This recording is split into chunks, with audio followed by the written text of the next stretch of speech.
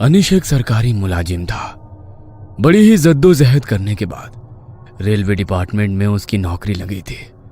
लेकिन अनिश को अपनी नौकरी लगने की जितनी खुशी थी, उसका उतना ही खौफ भी उसकी आंखों में था, क्योंकि उसकी नौकरी किसी सामान्य रेलवे स्टेशन पर नहीं, बल्कि भारत के सबसे खतरनाक रेलवे स्टेशन पर लगी थी, जो सालों से अपने भूतिया किस्सों के लिए मशहूर था, जिसका नाम था बेगुन कोडार।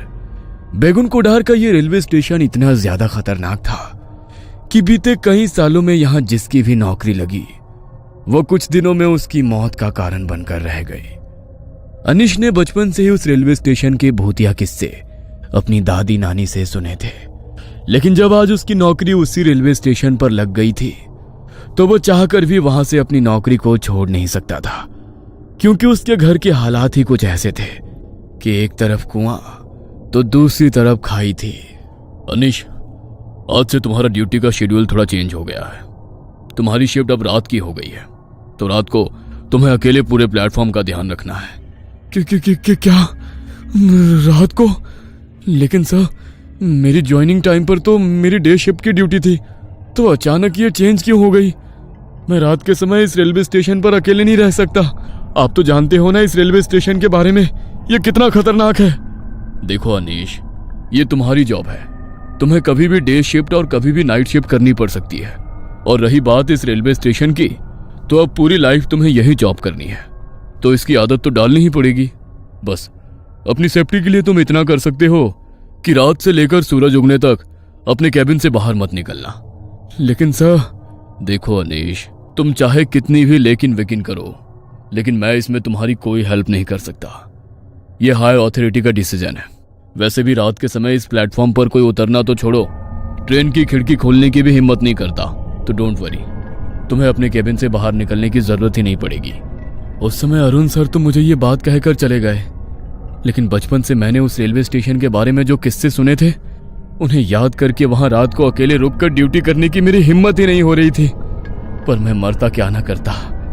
वो कहते हैं ना कि मजबूरी इंसान से कुछ भी करवाती है। बस मेरी पैसों की मजबूरी ने मुझे ना चाहते हुए भी ऐसी जगह नौकरी करने को मजबूर कर दिया। शाम के 7 बज चुके थे। रात के 10 बजे से मेरी शिफ्ट शुरू होने वाली थी, तो मैं तैयार होकर अपने क्वार्टर से घड़ी में ठीक 9:30 बजते ही निकल गया।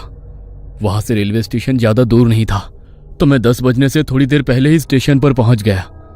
जब मैं कैबिन में पहुंचा तो डे शिफ्ट वाले जुगराल सर वहां से निकलने की तैयारी कर रहे थे।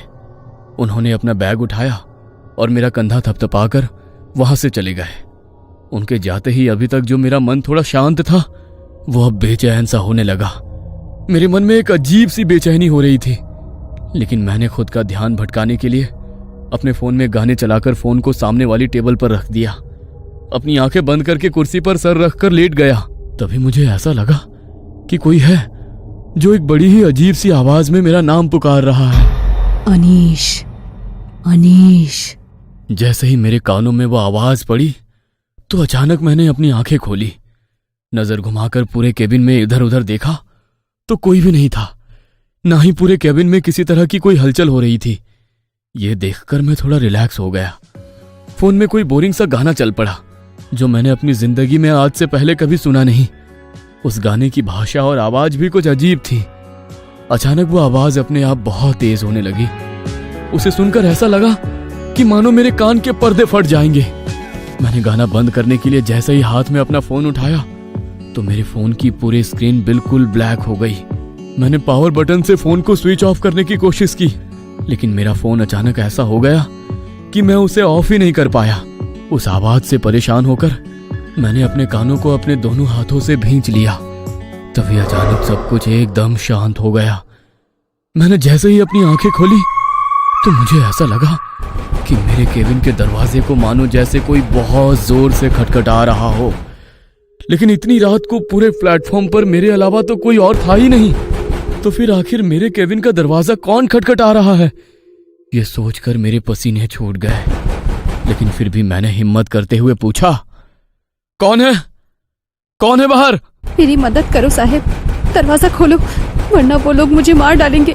बचा लो मुझे। अरे, ये तो किसी लड़की की आवाज है।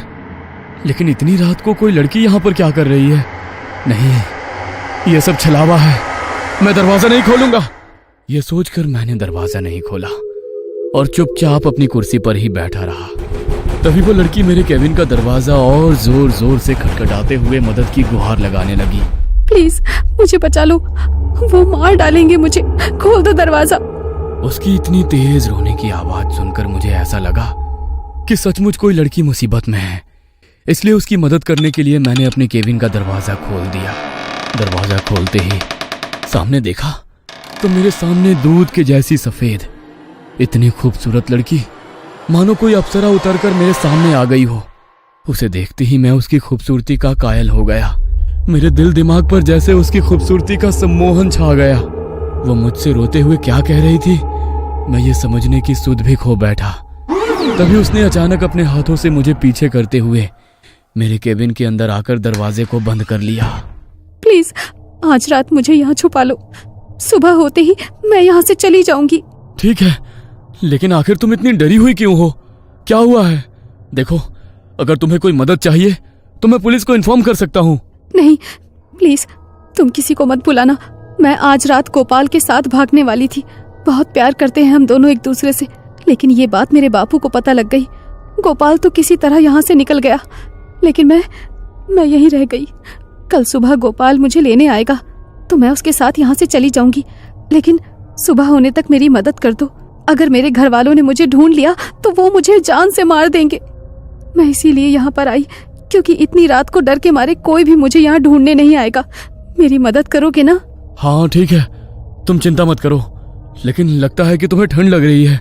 जब से आई हो कपकपा रही हो। तुम यहाँ बैठ जाओ, तब तक मैं तुम्हारे लिए चाय लेकर आता हूँ, तुम्हें अच्छा लगेगा। जी। उसे वहां बैठाकर मैं केबिन के किचन में उसके लिए चाय बनाने चला गया। चाय बनकर तैयार हो गई थी।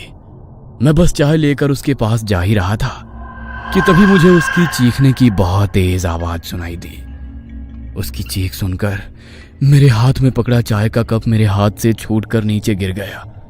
मुझे लगा कि उस लड़की के घर वालों ने कहीं उसे पकड़ तो नहीं लिया।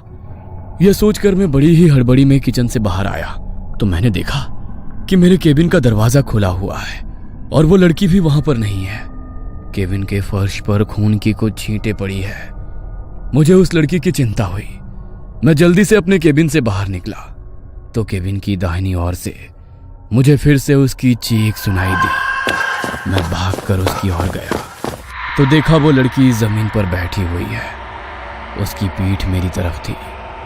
वो रोते हुए अपने हाथ से कुल्हाड़ी लिए बेरहमी से किसी पर वार कर रही थी। यह नजारा देखकर मुझे अपनी आंखों पर यकीन नहीं हो रहा था कि जो लड़की अभी कुछ मिनट पहले मेरे पास आकर मदद की गुहार करती हुई रो रही थी, अभी वो लड़की अपने हाथों से कुल्हाड़ी लिए बेरहमी से किसी पर ऐसे वार कर रही है। यह देखकर मुझसे रहा नहीं गया। मैंने उसे आवाज लगाई, ये क्या कर रही हो तुम? किसी को मार डाला क्या तुमने? मेरे इतना कहते ही उसने कुल्हाड़ी से वार करना बंद कर दिया और उसने अपनी गर्दन मोड़कर जैसे ही मुझे देखा तो डर के मारे मानो मेरी आत्मा मेरे शरीर से निकल गई हो। उसका पूरा चेहरा खून से लथपथ था। आंखों की जगह बस काली पुतलियां थी। चेहरा बुरी तरह से कटा फटा हुआ था। उसने मेरी ओर देखकर बड़े ही भयानक तरीके से मुस्कुराया तो उसके लंबे काले दांत देखकर मुझे ऐसा लगा कि घिन के मारे मुझे उल्टी हो जाएगी। वो अपने सामने पड़ी लाश के मांस को अपने हाथों से पकड़कर खा रही थी। उसे देखकर मैं इतना डर गया कि डर के मारे मेरे पैर वहीं जम गए। तभी उसने फिर से मेरी ओर बड़ी ही भयानक हंसी के साथ हंसते हुए देखा और अचानक वहां से भाग गई। मुझे लगा कि अब वो वहां से चली गई है, इसलिए मैं थोड़ी आगे जाकर उस लाश को देखने गया ताकि पुलिस को इसकी खबर दे पाऊं। लेकिन जब मैं उस लाश के पास पहुंचा तो उसे देख मानो मेरा कलेजा मेरे हाथ में आ गया। वो नजारा देखकर मैं इतना डर गया कि डर के मारे मैं वहीं पर बेहोश होकर गिर पड़ा। सुबह जब मेरी आंख खुली तो मैं अपने केबिन के चेयर पर था। प्लेटफॉर्म से बहुत शोर सुनाई दे रहा था। मैंने बाहर निकलकर देखा तो प्लेटफॉर्म पर काफी सारे लोगों का जमावड़ा लगा हुआ था। प्लेटफॉर्म पर किसी की लाश पड़ी थी, इसलिए मैं भी लोगों के बीच से जाकर उसे देखने गया तो डर के मारे मेरी आत्मा सिहर उठी, क्योंकि लोगों के बीच पड़ी वो लाश किसी और की नहीं बल्कि मेरी ही लाश थी। इस रेलवे स्टेशन पर पोस्टिंग वाले हर ऑफिसर की तरह ही आज मेरी भी मौत हो चुकी थी। अगर आपको कभी इस रेलवे स्टेशन पर एक रात बिताने का मौका मिले तो क्या आप यहां आना चाहेंगे? शायद मेरी ही तरह वो लड़की आपके पास भी मदद की गुहार लेकर आ जाए। ये कहानी आपको अच्छी लगी हो तो हमें सब्सक्राइब करें, हमारा इंस्टाग्राम और फेसबुक पेज जरूर फॉलो करें। और हाँ दोस्तों, सब्सक्राइब करना भूलना मत।